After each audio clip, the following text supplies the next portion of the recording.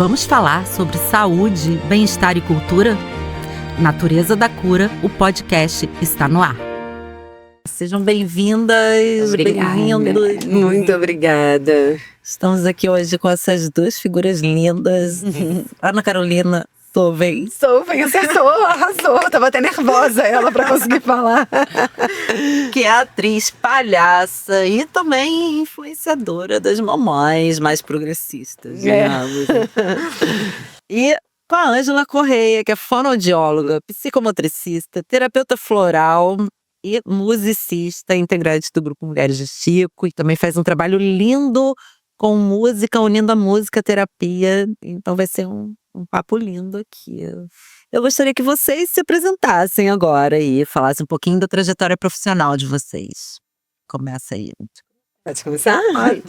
Então, eu sou a Ana, eu sou atriz há 20 e poucos anos e sempre trabalhei com humor, sou palhaça, fui palhaça em hospitais durante muitos anos e meu trabalho sempre teve muito ligado a transformações através do humor. Primeiro em ambientes, né, que nem no hospital a gente trabalhava, depois em outros lugares. E aí eu tenho um filho agora que tem 5 anos, o Vicente. E desde que eu fui mãe, a maternidade revolucionou muito, assim, a minha forma de pensar o mundo, assim. Eu fiquei muito mais indignada, muito mais revoltada com a realidade, apesar de estar sorrindo.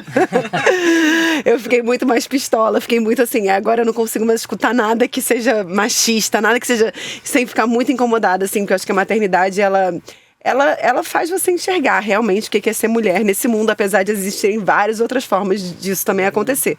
Mas comigo a maternidade me trouxe essa necessidade de falar mais sobre a mulher, sobre a condição da mulher, e aí eu comecei a fazer trabalhos específicos para mães, assim. Eu criei primeiro uma oficina para mulheres, primeiro para mulheres mães, foi o Juntas, que é uma oficina de palhaçaria para mães. Depois eu criei um outro trabalho que se chama O Riso como Caminho para o Sonho, que é para falar sobre desejos e sonhos. É o que eu fiz? É o que você fez, que é para falar sobre desejos e sonhos das mulheres, né? E comecei, em paralelo, a fazer stand-up comedy sobre maternidade, que quando eu fui mãe, a maternidade, ela tomou, assim, a minha vida completamente, virou meu único centro de interesse, era meu filho e... Claro, porque ela toma a vida. Ela toma mulher. Total, e eu fui mãe na pandemia, né? Então eu fui uma mãe, assim, bem isolada do mundo e com muito contato com a internet. E aí isso fez com que eu ficasse durante um tempo muito obcecada por uma maternidade perfeita. E não realizável, né? Assim, mas eu seguia milhares de pessoas, de consultoras de sono, consultoras de amamentação, consultoras de maternidade, consultoras sei lá, de entregar coisa pra criança, sabe? Tudo eu via vídeo. E até que eu vi que eu tava muito distanciada de mim mesma como mãe, assim, nessa tentativa de procurar um modelo perfeito. E aí eu falei, gente, o que eu tô fazendo? Porque eu passei a minha vida, como sou palhaça, e a base da palhaçaria é você aprender a rir de si mesmo e aceitar os seus defeitos, e aceitar que ninguém é perfeito, que a realidade não é perfeita e que o erro é uma construção positiva. Eu falei, cara, tudo que eu sei, tudo que eu ensino, porque eu sou professora de palhaçaria, eu deixei de lado nesse desejo de ser uma mãe perfeita. E aí eu comecei a rir disso, e a rir do que é ser mãe hoje em dia, e a chorar. Eu brinco que eu sou uma atriz que ri de tudo que dá vontade de chorar, e a fazer stand-up comedy sobre isso e sobre a realidade feminina. E isso foi alcançando muitas mães que se identificaram, né, com a minha abordagem, assim, que é sempre metade humor, metade... Ai, meu Deus do céu! Falo que é caca crying, a gente começa rindo depois de falar. E aí é isso, cá estou ainda nesse universo. Maravilhosa. Ô, Ana, e ser um pai perfeito é muito fácil, não é? Nossa, só de você não sumir, você já tá acima da média. Agora, pra ser uma mãe perfeita, você precisa plantar bananeira, você mais o quê pra ser uma mãe perfeita? Não, na verdade não existe, é um modelo completamente inalcançável e que sempre vai ter uma outra coisa que você não fez. Que vai ter sempre alguém dizendo, se você deu chupeta, vai ter muita gente falando que não era pra dar chupeta. Eu, por exemplo, fui uma mãe que não dei nada. Eu brinco no meu stand-up, que eu fui uma mãe zero tela, zero chupeta, zero mamadeira, zero saúde mental da mãe. Porque meu filho não dormia e eu não usava nenhum recurso, porque eu queria que ele tivesse uma experiência perfeita de amamentação. Você que trabalha com essa área sabe, né? Fono. Tipo, jamais vou dar uma chupeta pra criança. Só que teve um custo emocional bem alto pra mim, assim, bem alto.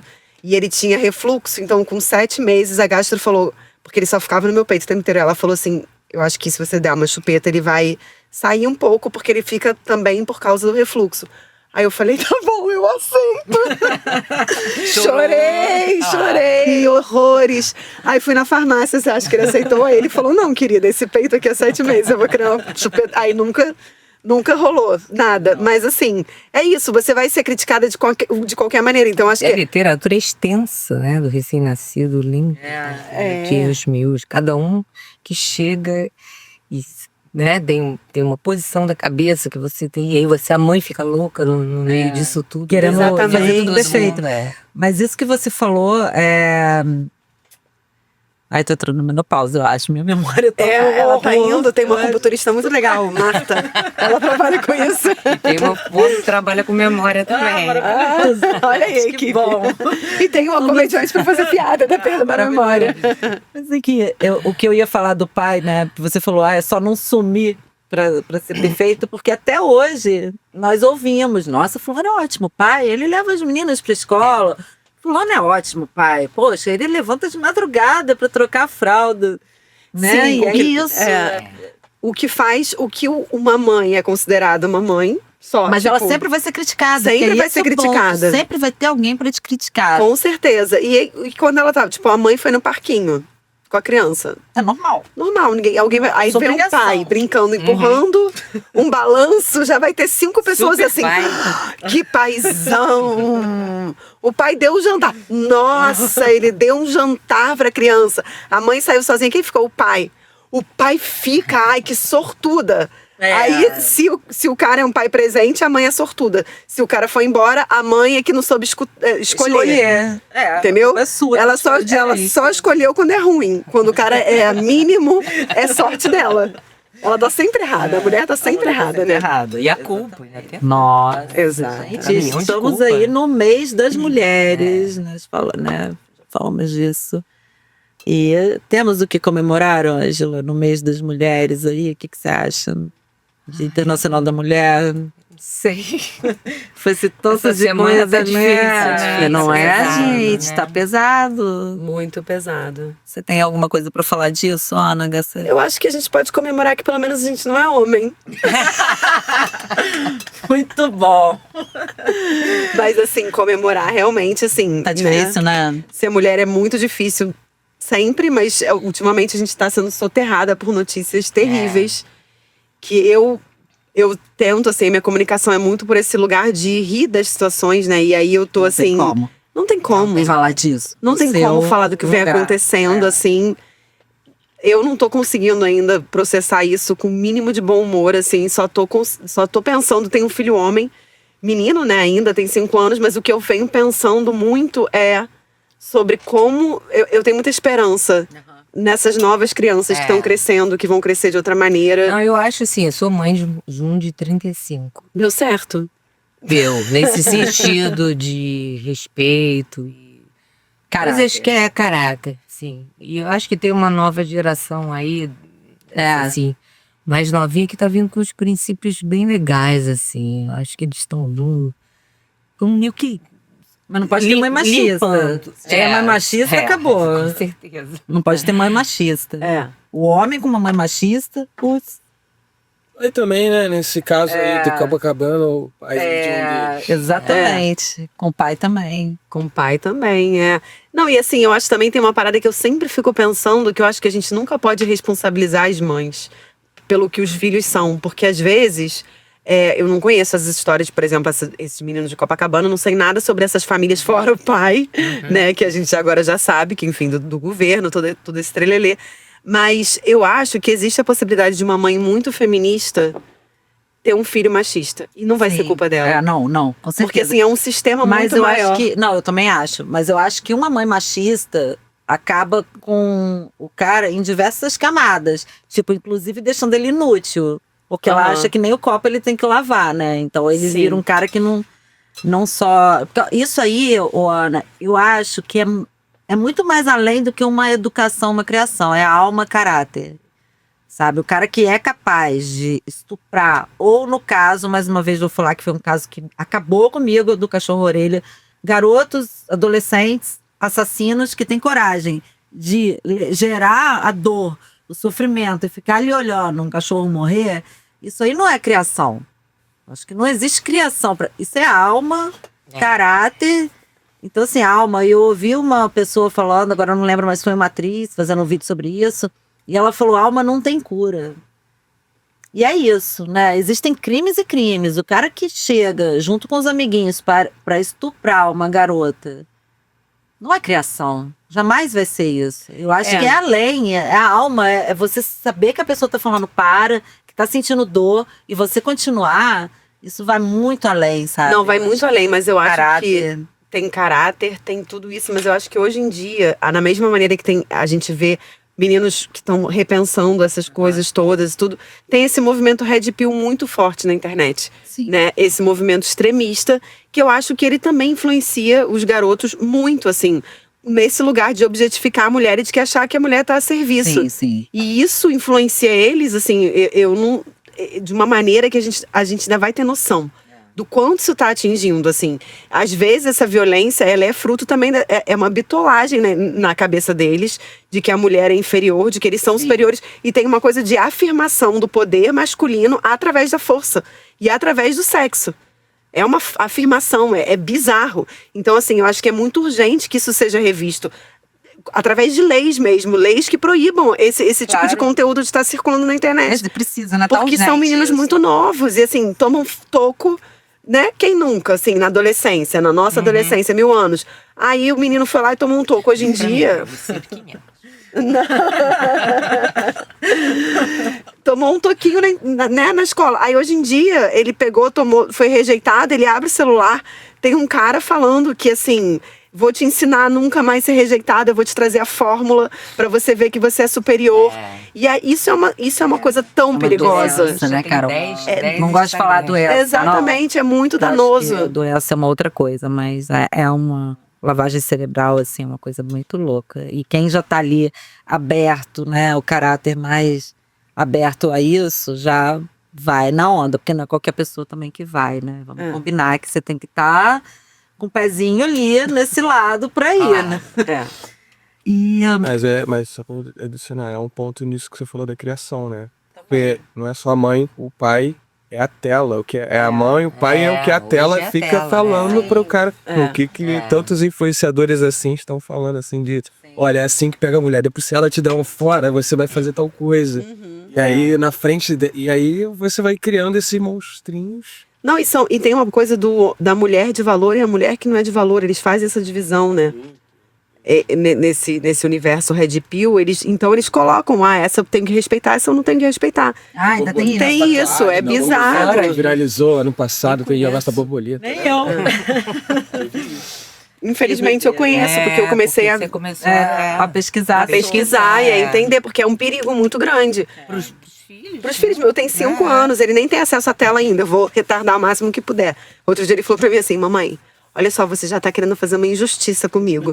Que eu falo que ele só vai jogar videogame com 14 anos. Ele falou, eu conversei na minha escola, me falaram que isso é uma injustiça. Que 14 anos é muito tarde. Já tem todo um aparato jurídico. Ele já vai vir protegido. Bom, agora eu vou mudar um pouquinho aqui o assunto para perguntar para a Ângela, que eu gostaria que você falasse um pouquinho, Ângela, daquela sua terapia que você faz para crianças autistas, é isso? Não só autistas, né? Sim. Terapia multissensorial. Multissensorial, Você quer que eu...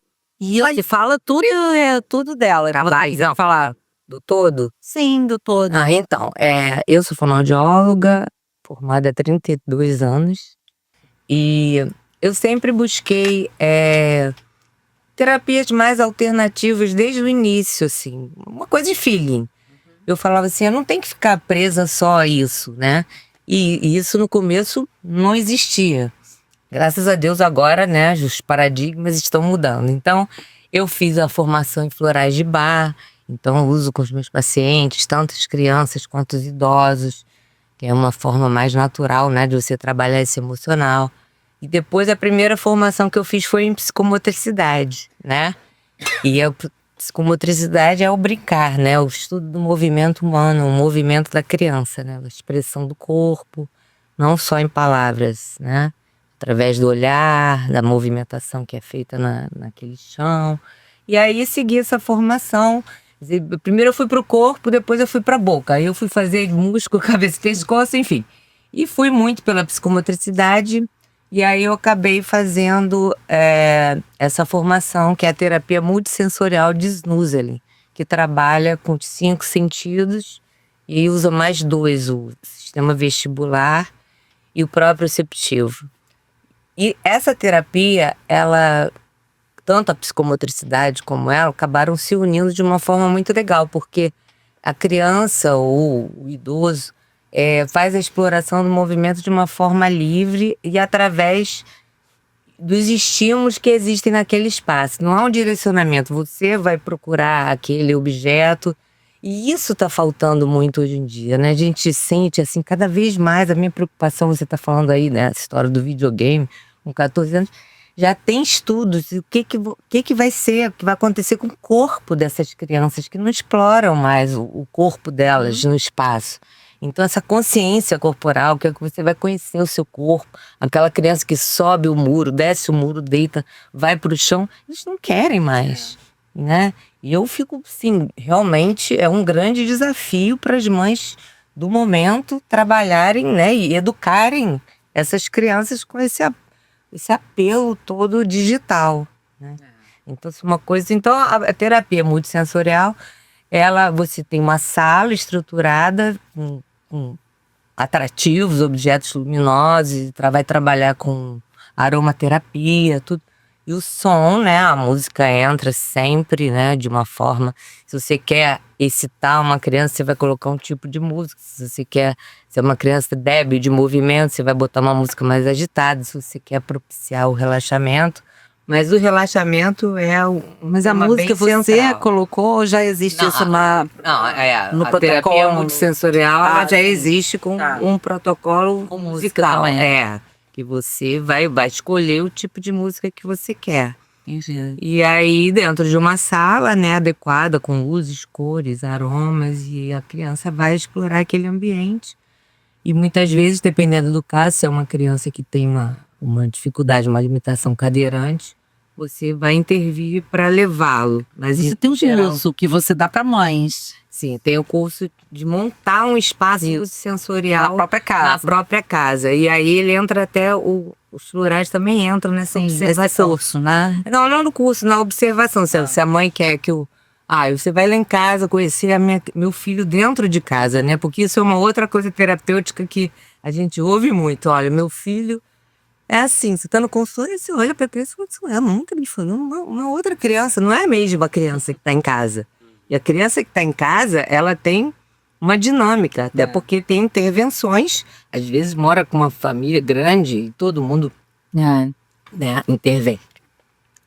Então é para criar um ambiente, é possível criar um ambiente multissensorial num cantinho do quarto, numa hora, se for um TDAH, ou se for um TEA, ou se for uma criança ditada, que você possa criar aquele ambiente, né? E se quiser utilizar os florais, né, para ajudar esse desenvolvimento infantil também, a gente faz isso. Maravilhoso. E esse curso você ainda dá para as mães. Legal, Ângela. Então essa terapia serve também com esse foco de estimular essa coisa que está sendo perdida? Não, essa terapia tem o objetivo de relaxar e você sentir, trabalhar o corpo, né? Não entendi bem isso aqui. Estimular a criança a ter esse dom do perigo, por exemplo, que é perdido, né? Foi perdido essa coisa do o perigoso da pracinha.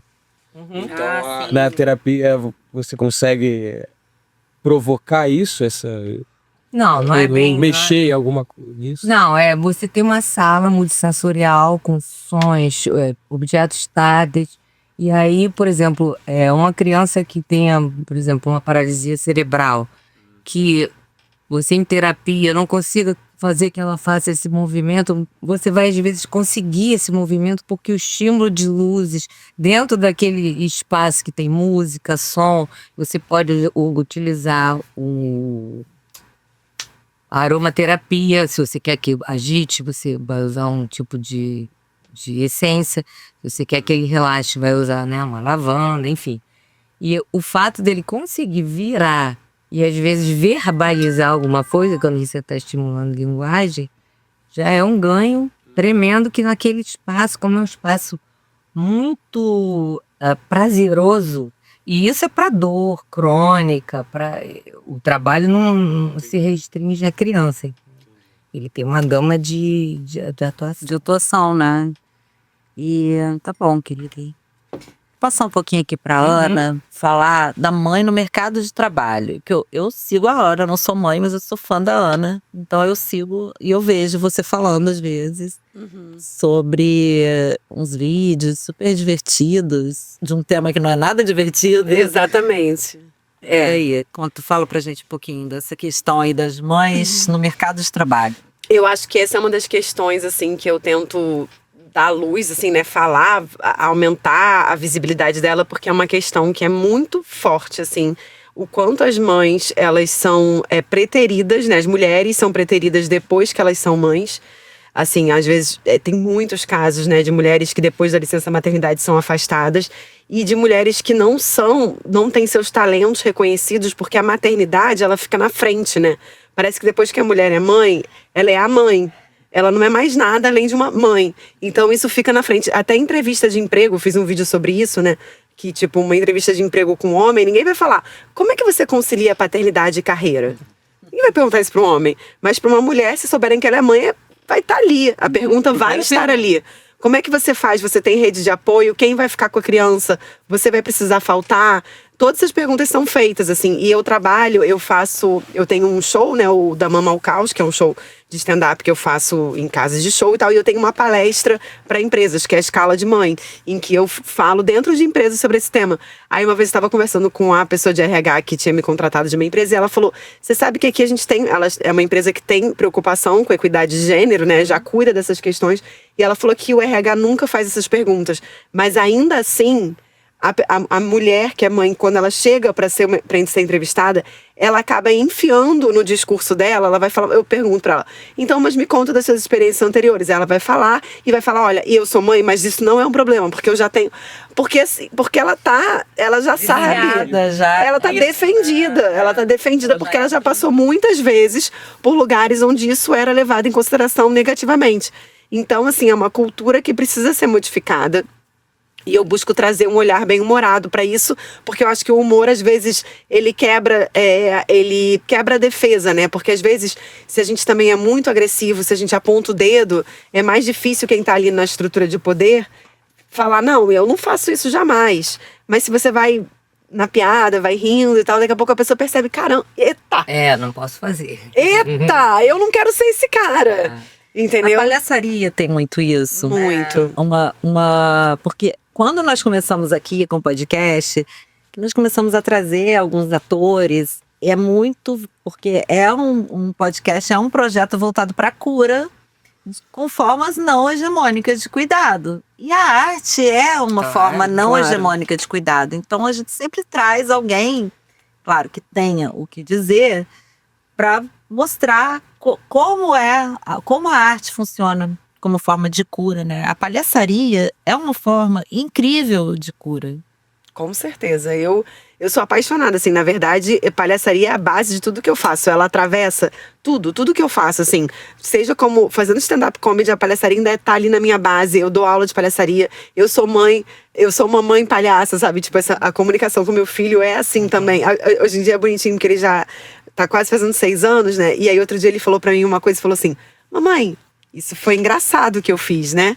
Ele quer ser engraçado igual gente, ele quer ser engraçado que nem eu. Ele descobriu que pra mim as coisas engraçadas são um valor. Ele percebeu que, tipo, ser engraçado é uma coisa que eu valorizo. Então ele faz coisas pra ser engraçado, pra me mostrar que ele tá sendo engraçado. É interessante que a palhaçaria, ela sempre vem como tema, sabe, aqui pra gente. Teve um episódio... foi o último que nós botamos no ar, se eu não me engano, que foi com o Queixal, que é um indiano que mora já no Brasil há algum tempo, é professor de yoga, e a Luísa Thierry, que é atriz, e ela falando do nariz do palhaço, né? Que ele falou que o nariz do palhaço, ele como professor de yoga, indiano, não sei o quê. Esconde o ego, né? O nariz é o ego. Então, quando você coloca o nariz, é como se você vestisse uma máscara. E agora eu posso ser e fazer o que eu quiser, que ninguém tá me vendo. É como se você... Ele falando, né? Do que é o nariz aí na filosofia lá. Interessante.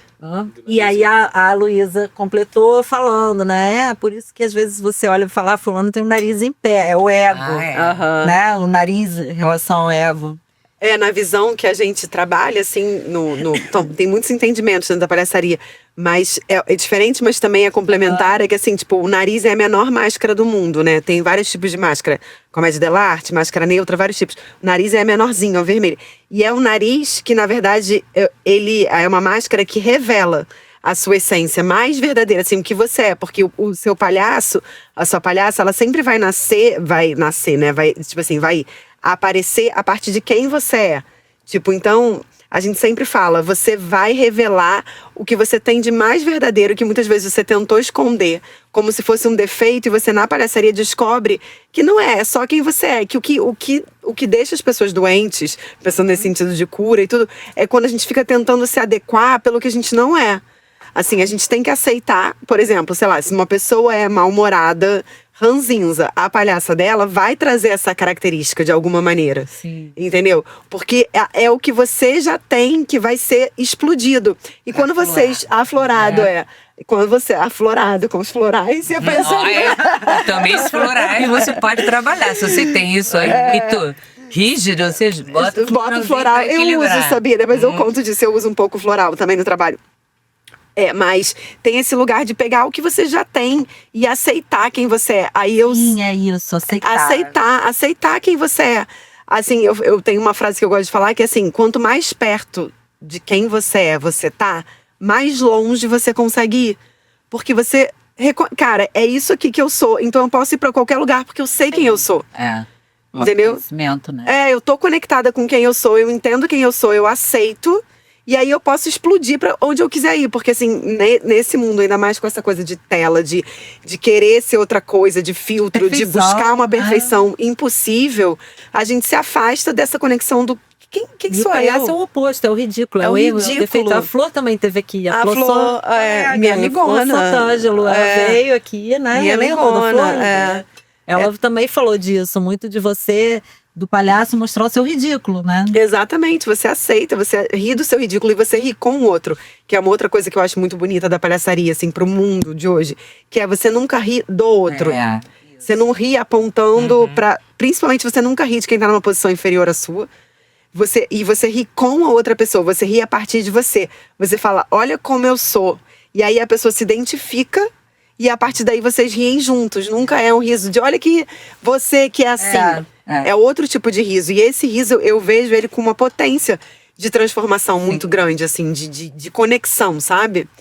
Eu sou muito apaixonada, assim, pela palhaçaria. Eu, por muito tempo também, eu me incomodava com algumas coisas que eu fazia e tinha vergonha, assim, porque eram coisas meio estranhas, assim, tipo entrar em carro errado, sabe? Assim, você tem isso também, eu sou meio assim também, Eu já entrei, gente, eu entrei no carro, foi a coisa mais bizarra, resumindo, eu trabalhava em Niterói muito cedo, a empresa mandava um Uber me buscar, e aí, enfim, o Uber vinha todo dia naquele horário e tal. Eu entrei no carro achando que era o Uber buzinando, piscando o farol do outro lado, 4h pouca da manhã, e tinha um casal transando.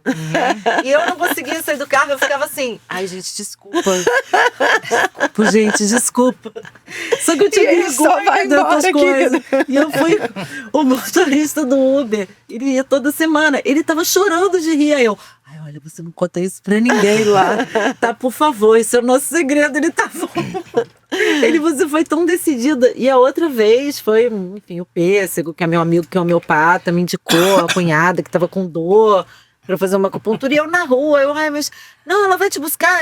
Aí me ligou a mulher, não, tá bom. Onde você tá? Tô aqui em frente ao sinal e tal. Ela, tô no Marco Esporte preto, eu sou loura. Quando eu chegar, eu vou botar a cabeça pra fora. Eu, beleza. Tem uma Eco Esporte lá na General Osório. Mulher loura aparece assim, eu pá, entrei no carro. E aí tinha um casal e eu, Maria, Aí os dois assim. Aí eu, ai, desculpa, gente, eu tava esperando um casal. Ainda bem que você falou, pelo menos hoje vocês não estão transando, porque da outra vez. Isso é uma recorrência, assim, fora. Imagina, tem muitas histórias dessa. Eu tinha vergonha. Agora eu já não, até, sabe, chego Até em tá casa contando no podcast. Tô contando no podcast. Enfim, tem muitas coisas. Mas, voltando pra Ângela agora. É isso, um trabalho psicomotor, de foco, né? de observação, hein? Não, o que a mas gente tem por relação espacial? Eu sempre perdi carro em shopping. Ah, isso aí eu nem me atrevo a levar um carro em shopping. Não é? Nunca mais ele sai de lá. Não teve uma vez que eu fiquei em prantos, que eu andava depois da aula exausta de um dia inteiro de trabalho. Eu não achava o meu seu carro. carro, né? Eu chorava. Isso é o quê? É uma relação Eu perdi uma amiga numa banca de jornal. Tá relacionada ao seu corpo, tá? A tua consciência corporal, teu desenvolvimento psicomotor, você conhecer o seu lado. Eu não esquerdo, engatinhei. seu lado Você acha que direito. isso Tem tudo a ver. Eu falei, não, Eu também não engatinhei. E eu também sou assim. Então, por exemplo, eu sou ambidestra, né? Então eu acho que tem a ver também com isso, a questão da lateralidade. Né? Perder carro, virar assim, ó, certo. Vira à esquerda, não tem aquelas pessoas que falam, vira pra direita, a pessoa vira pra esquerda. Então tem a ver com a consciência corporal. Eu também eu vou numa assim. cachoeira pelo menos uma vez por mês, eu e o Matheus, meu amigo. Você não sabe Todas as vezes a gente se perde. Todas, assim. Mas E aí, fala. são 15 vezes e a gente se perde. Dessa vez, eu comecei a me perder antes de chegar na trilha daquela cachoeira. Aí ele, nossa, hoje você tá se perdendo um pouco. Mas aí, voltando aqui só à tela, né? A criança ao brincar, como você vai ter uma consciência corporal se você não tá usando o seu corpo? Antigamente você fazia aquelas brincadeiras. Gente, eu fui atender uma criança uma menina de 15 anos com problema ortodôntico. E aí eu queria fazer uns trava-línguas com ela, né? Ela não conhecia nenhum. Aí eu falei, você não conhece nenhum trava-língua? O que é? Trava-língua um tigre, X. Ela não conhecia. E aí tem os provérbios também, né? Os originais se desoriginalizam. Aquela que vai começar a falar, eu conheço. E tem aquela outra coisa também, que é as parlendas, dedo mindinho, seu vizinho, pai de todos, furabolo na tupeolha. Ela não conhecia nenhum. Nenhum. Aí eu fico assim, gente...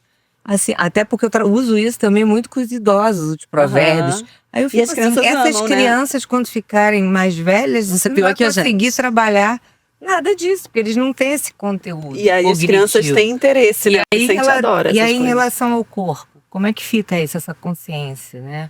Coloca a minha mão esquerda no dedão do pé direito. Esse corpo não está explorando o espaço, não está sendo trabalhado.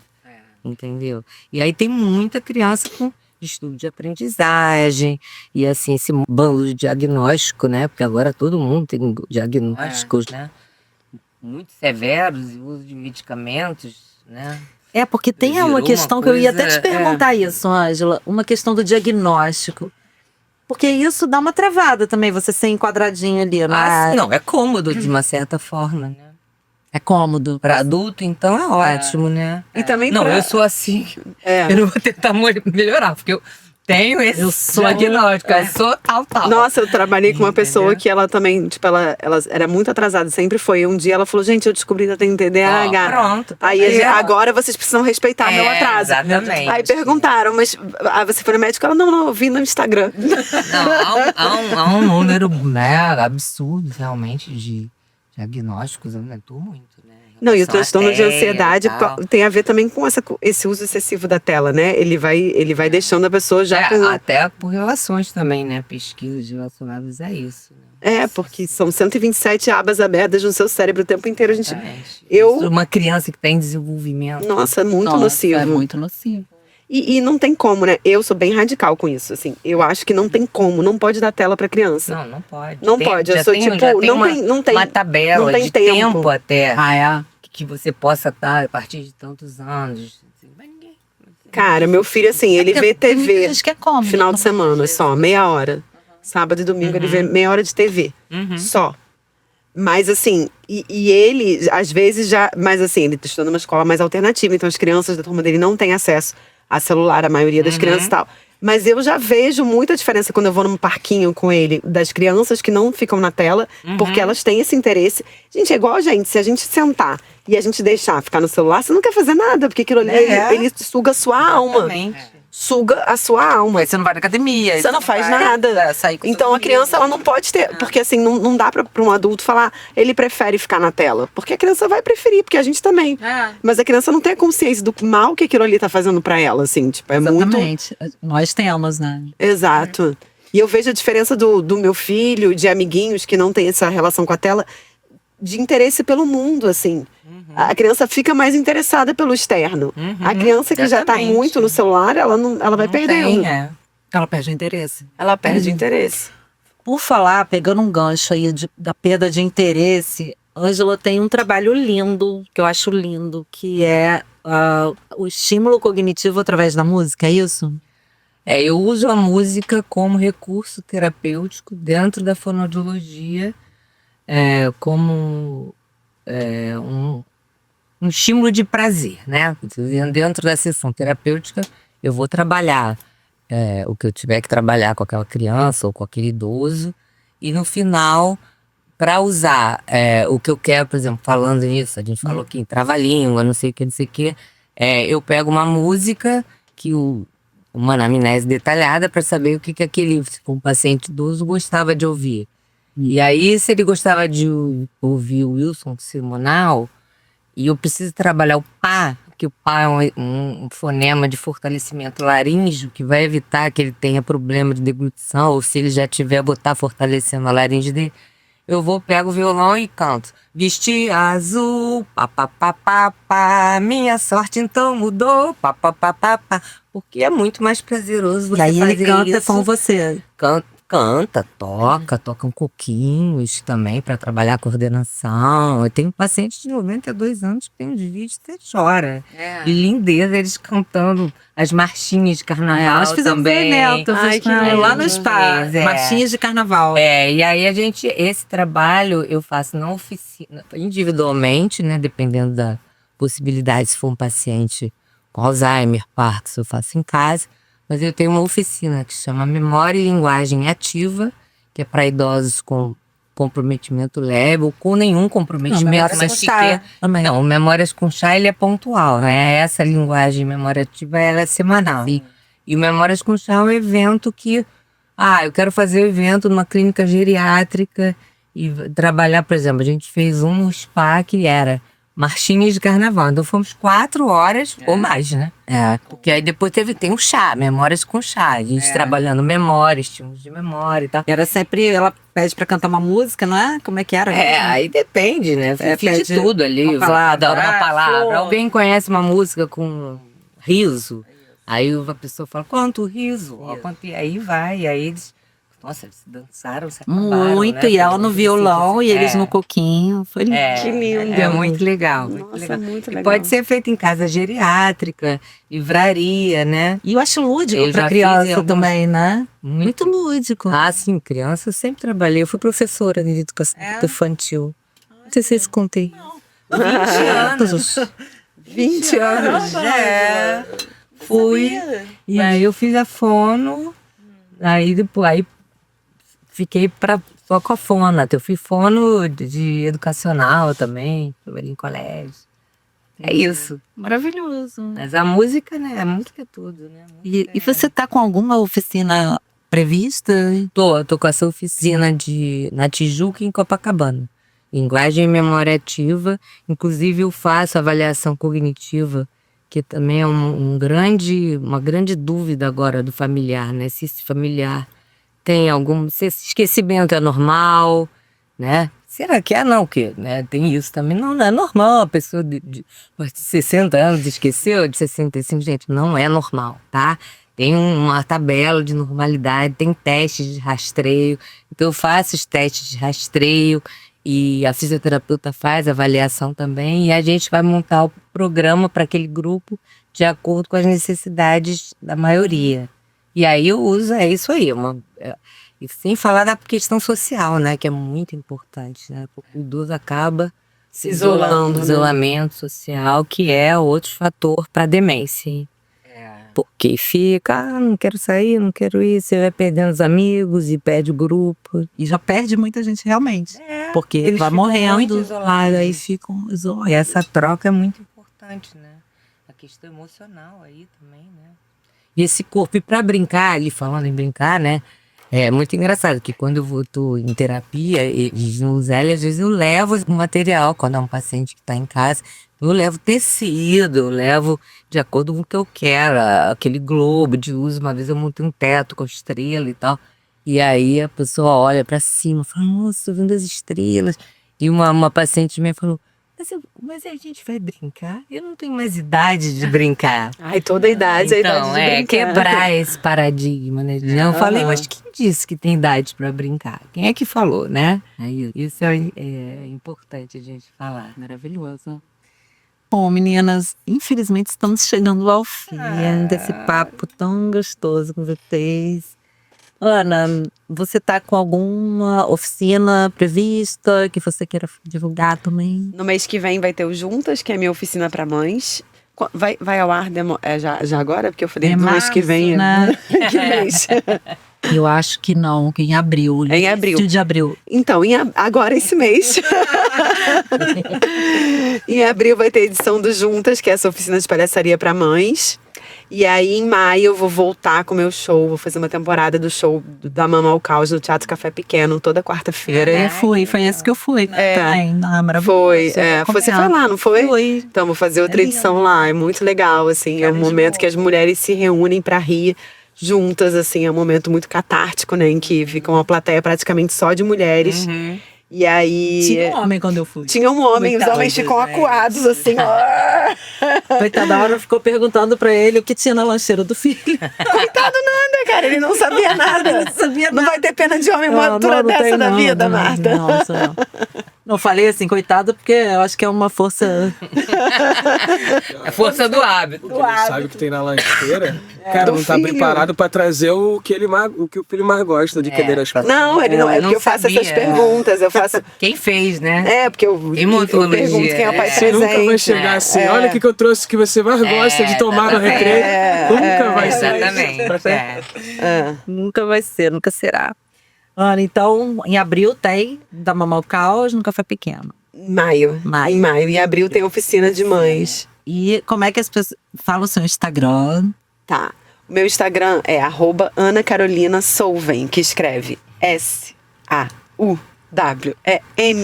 De ninguém entendeu nada. Mas aí que tá na você fala, legenda. Ana Carolina E eu Salve. guardei. SAUWN. Olha como faz bem o negócio da fono pra memória.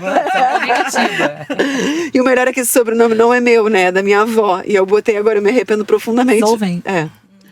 Porque eu tinha um Torres original, que era só eu botar, que era bem mais fácil de falar, mas agora já era. Mas é bonito. Ângela, querida, como é que as pessoas te encontram? Então, no Instagram, @fonoangelacorreia. Eu vou começar essas oficinas em agosto, na Tijuca, em Copacabana. Quem quiser me procurar já para fazer avaliação, as vagas são limitadas. E vou estar dando curso também de florais de bar para fonoaudiólogos. Então, mostrando que tipo de essência a gente pode usar para ajudar na fonoterapia. Maravilhosa. A Ângela, ela faz parte do Clube Natureza da Cura, que eu vou falar aqui. Nós estamos lançando o Clube Natureza da Cura, que é uma rede de profissionais, né? Uma rede de divulgação comunitária desses profissionais, uma forma de contribuir também com o projeto Natureza da Cura, que é a revista, podcast, que tem, né, a intenção de informar a população sobre formas não hegemônicas de cuidado. O nosso clube é a Ângela Correia, que é fonoaudióloga, psicomotricista. Temos a Maria da Conceição Lopes, que é assistente social, mestre em saúde coletiva, escritora, também terapeuta floral. O Dr. José Pêssego, que é médico homeopata. Temos a Lilian de Andrade, que é numeróloga. João Bernardo, que é naturopata. Temos também, faltando, a Ângela Maria Pinto Martins, que é mestre em Reiki, psicóloga, minha mestre de Reiki. E eu. Presente. É que ela tá faltando alguém. Isso por enquanto, porque nós estamos começando. Vamos ter o simpósio Natureza da Cura, o primeiro simpósio com 20 palestrantes brasileiros, portugueses, médicos, psicólogos. Vai ser muito interessante. Depois eu vou te encaminhar também. Ele é todo online e gratuito, esse simpósio, que vai ser o lançamento do clube. E vai ter astrologia com Marcos Breda, numerologia, vai ter terapia de florais com a Ângela, o doutor Alex vai falar de fitoterapia, que é médico. Tem o doutor Sérgio Tizen, que vai falar de saúde e espiritualidade. Ele é um cardiologista que trabalha nessa fronteira da espiritualidade, vai falar de depressão. Tá muito interessante. Yoga, tem muitas coisas. Gente, muito obrigada. Obrigada a presença você. de vocês aqui. Vocês são lindas. O estúdio ficou muito bonito, né, LP? Obrigada. Obrigada a você pelo convite, querida. Obrigada. Prazer. Prazer.